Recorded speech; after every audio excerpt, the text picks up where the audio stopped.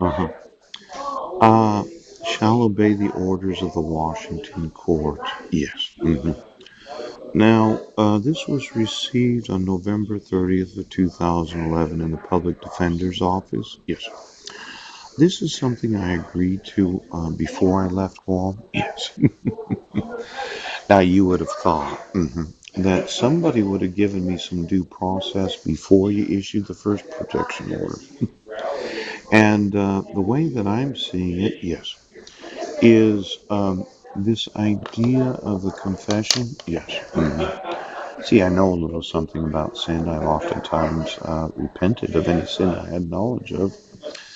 But tell your priest of all mortal sins and the number of times each was committed, and then you may confess some of your venial sins. Yes.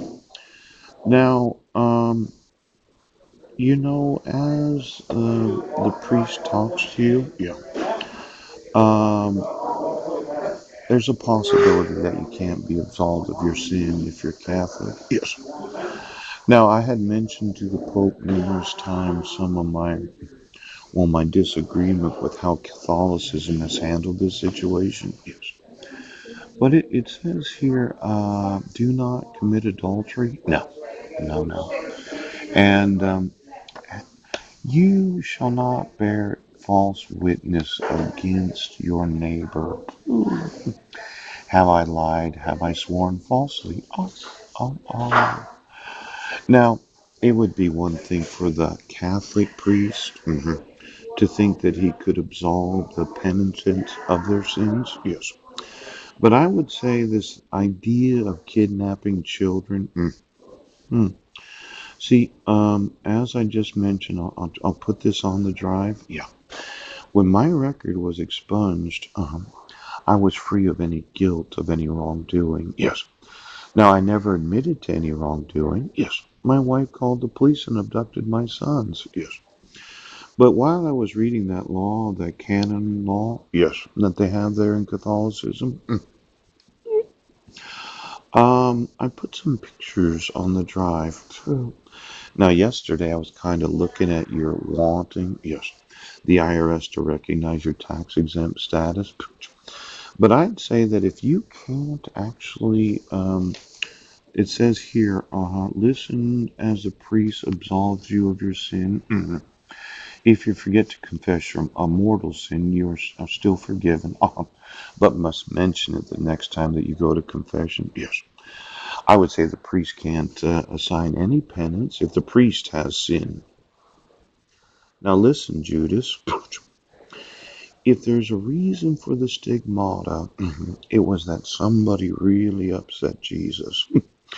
And the only individual that he really worked with, yes, was, well, there were 12 of them, but Judas did hear the actual words of Jesus.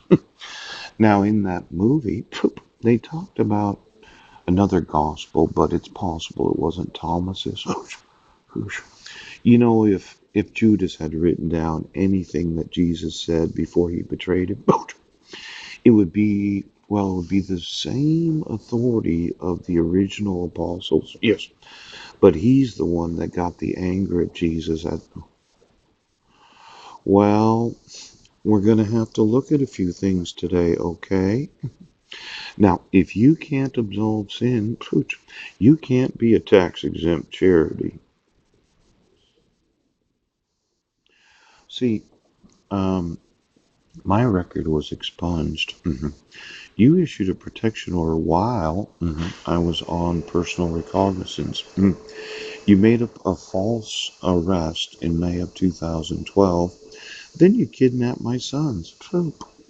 Now, this individual that answered, looks like he's got a little fish in his name. Oh, see if you just connected this out, yes, but maybe he's only half a fish.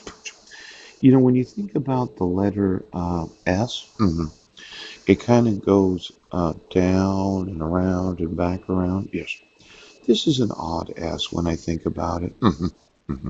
Now, most people use a capitalization for their name. Oh, It's like Paul C. Budnick. Yes. I always used a capital C instead of a little a, or a little c. Could you get me this individual and all his letters? Now, there's what's known as ecclesiastical laws. Yes. A law is established when it's promulgated. This last week, I was talking about some Washington state laws that when they were promulgated, they became law. Yes. And somebody seems to think that designated a mental health professional, yes, wouldn't upset me. Poop. Now, if this is the law as established as ecclesiastical law in Catholicism, yeah, yeah. My thought is any priest that has any knowledge of child abuse, ooch, child abduction, oh, kidnapping, ooch, the use of forgeries, yes, they cannot technically absolve any individual of their sins. It'd kind of be like going to confessional and having Judas, yes, absolve you of your sin. Now, there was this weird interaction between this woman that was an atheist, I'm talking about the movie last night, and this other individual that was one of these priests that was reading some sort of Aramaic book, yes. There's a possibility that Judas, while listening to Jesus,